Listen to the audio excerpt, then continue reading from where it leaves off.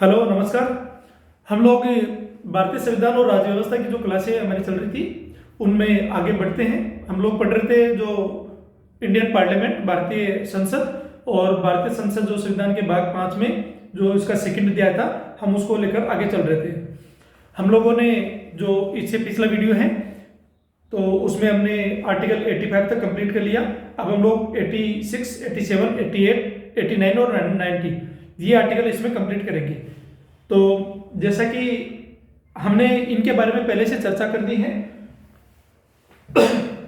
एक बार आगे बढ़ने से पहले हमारी एकेडमी के बारे में कि ये एक ऑनलाइन प्लेटफॉर्म है और यदि आपको एग्जाम के लिए मैक्सिमम टाइप से और सेक्शनल टाइप से, इसके अलावा और कोई फीचर्स में अगर मान लेते हैं कि यहाँ जैसे एनसीईआरटी है, सीबीएसई है, एंट्रेंस एग्जाम के लिए अलग से हैं, कंपटीशन में सेक्शनल का अलग है, तो सारे फीचर्स इसमें अवेलेबल हैं। आप वेबसाइट पर जाके विजिट कर सकते हैं और कई सारे आपको जो अगर आप देखोगे तो एप्लीकेशन में भी मिल जाएगा। आप यूट्यूब प्ले स्टोर पर जाकर क्या कर सकते हैं, एप्लीकेशन डाउनलोड कर सकते हैं और उसके माध्यम से आप क्या कर सकते हैं, अंदर की फीचर देख सकते हैं। आपको सबसे पहले उसमें जो साइन अप करना होता है, उसके बाद में डिटेल भरनी होती है, ओटीपी लेता है, जीमेल के स्मार्ट पे चले जाइए, नहीं तो मोबाइल पे आ जाता है। ठीक है, दोनों काम हो जाते हैं। उसमें कोई प्रॉब्लम हो तो आप मुझसे कांटेक्ट कर सकते हैं दिए हुए नंबर पे, या वेबसाइट पे जाके एक बार कॉल कर सकते हैं। तो आपके लिए मैं यहाँ से डायरेक्ट क्या करूँगा, उसको साइन अप करवा दूंगा। ठीक है, तो आगे बढ़ते हैं।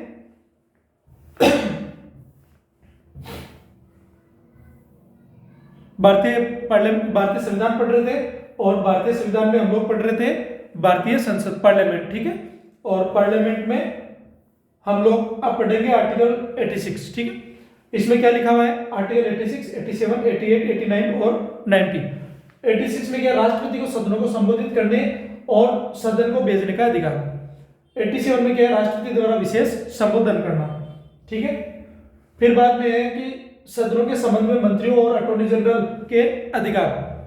फिर बाद में है आर्टिकल 89, राज्य परिषद के अध्यक्ष और उपाध्यक्ष, मतलब राज्य परिषद मतलब राज्यसभा के। हमने इन सब की बात कर ली है वैसे। ठीक है, लोग राज्यसभा के सभापति और उपसभापति की बात चल रही है ये। और आर्टिकल 90, ठीक है, इसमें उपाध्यक्ष के पद से रिक्ति और त्यागपत्र और निष्कासन। ठीक है, मतलब उपसभापति की बात है। 86 की बात करते हैं। 86 में क्या है, राष्ट्रपति को सदनों को संबोधित करने और संदेश भेजने का अधिकार। क्या लिखा हुआ है इसमें कि राष्ट्रपति संसद के किसी भी सदन या दोनों सदनों को एक साथ संबोधित कर सकते हैं सेंट्रल हॉल में बुला के। ठीक है, और उस उद्देश्य के लिए सदस्य की उपस्थिति अनिवार्य कर सकते हैं। इस बात का भी ध्यान रखना। राष्ट्रपति संसद के किसी भी सदन को संदेश भेज सकते हैं, चाहे वह संसद में लंबित किसी भी विधेयक के संबंध में हो या अन्यथा जिस सदन को इस प्रकार में कोई संदेश भेजा जाता है वह संदेश द्वारा विचार किए जाने वाले किसी भी मामले पर यथाशीघ्र विचार करेगा। ठीक है,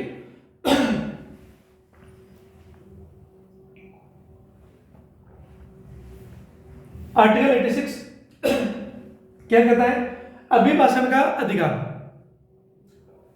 राइट टू एड्रेस। राष्ट्रपति संसद के किसी एक सदन में, ठीक है, एक या एक साथ संयुक्त रूप से बैठे दोनों सदनों को संबोधित कर सकते हैं और उस कार्य के लिए सदनों की उपस्थिति की अपेक्षा कर सकते हैं। फिर है संदेश भेजने का अधिकार, राइट टू सेंड मैसेज।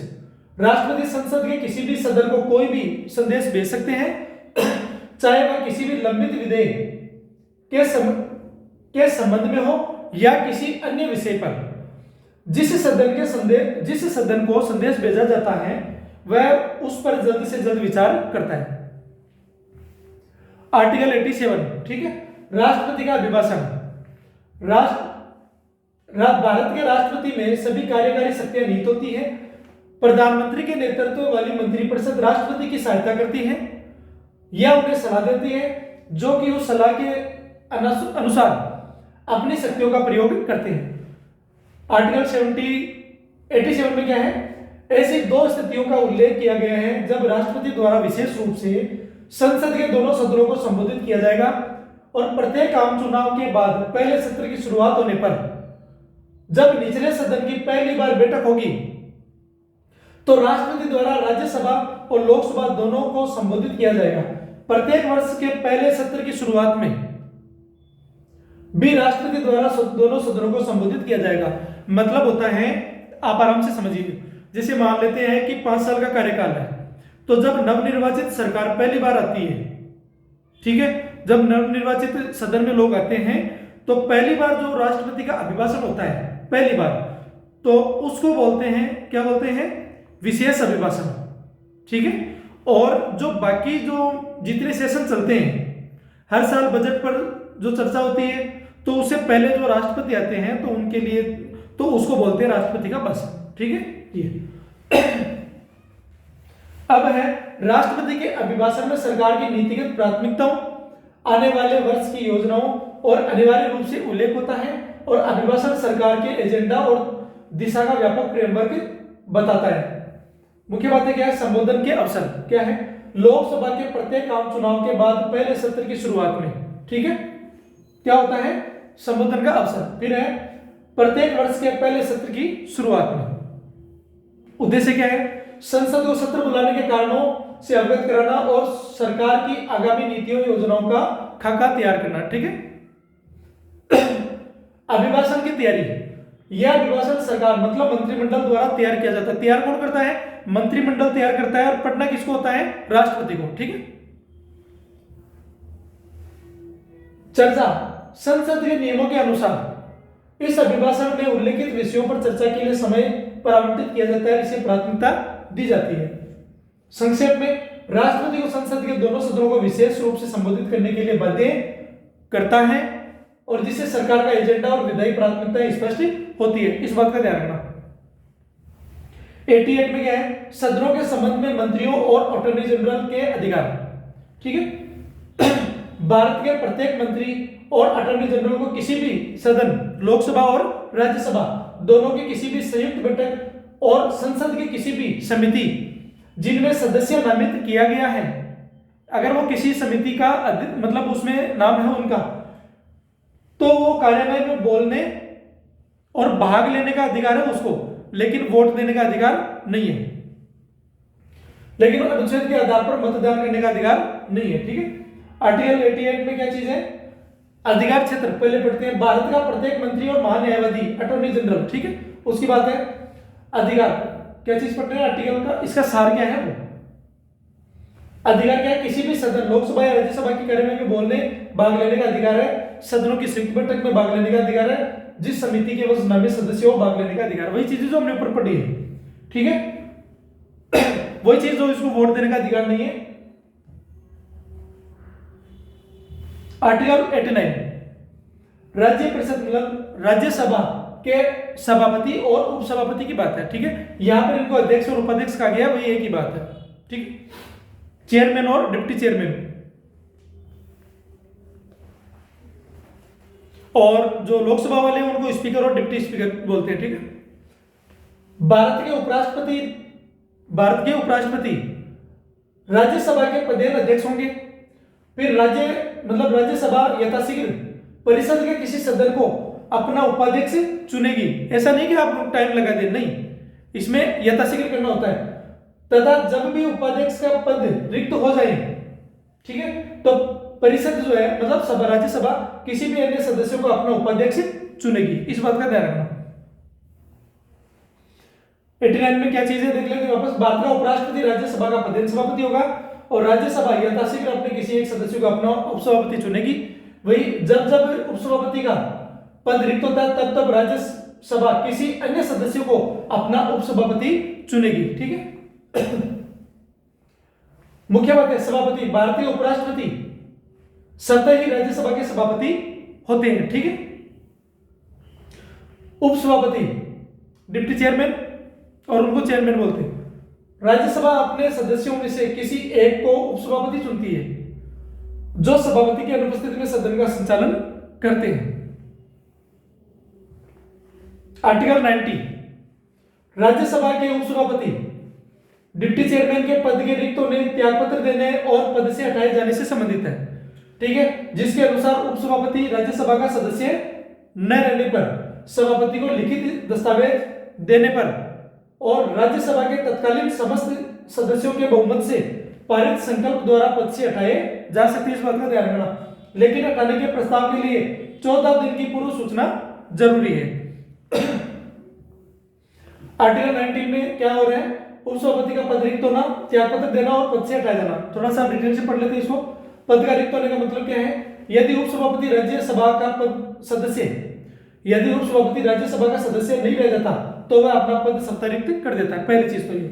त्यागपत्र रेजिग्नेशन, उपसभापति किसी भी समय सभापति को संबोधित अपने हस्ताक्षरित लेख द्वारा त्यागपत्र दे सकता है, ठीक है।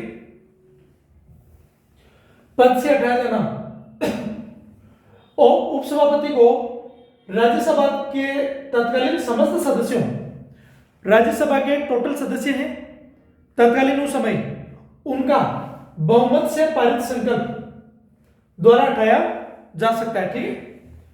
महत्वपूर्ण शर्तें क्या है, उपसभापति को हटाने के लिए जो संकल्प रेजोल्यूशन प्रस्तावित किया जाएगा उसके लिए कम से कम 14 दिन की पूर्व सूचना देना आवश्यक है, ठीक है।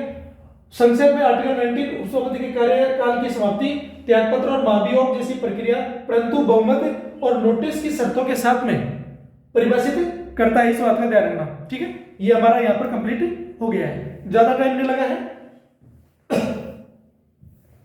जैसा कि मैं पहले से बताता आ रहा हूं कि अगर मैं इसी को लेता तो मैं लगभग भी तो 100 तक ही यहाँ इसको कंप्लीट करता, लेकिन बाद में क्योंकि जब इनको देखते नहीं है तो फिर कोई मतलब नहीं रहता इस चीज का, और जब लोग इसको देखें, पढ़ने वाले स्टूडेंट हैं उन तक ये वीडियो पहुंचे, तो हमारा उद्देश्य यही है कि जब वीडियो पूरा देखें। दूसरा, क्योंकि मैंने जो चीजें ये बता रखी है ये ऑलरेडी मैंने पिछले वीडियो में समझा रखी है, बहुत डिटेल से समझा रखी है चीजों को, और अब तो आर्टिकल्स चल रहे हैं हमारे केवल, क्योंकि समझाने का काम मैंने बता दिया पहले ही कि वो चीजें हैं, लेकिन फिर भी जहां जरूरत पड़ती है तो मैं आपको समझा देता हूं, ठीक है। अब मैं इसको कंप्लीट करता हूं यहीं पर ही।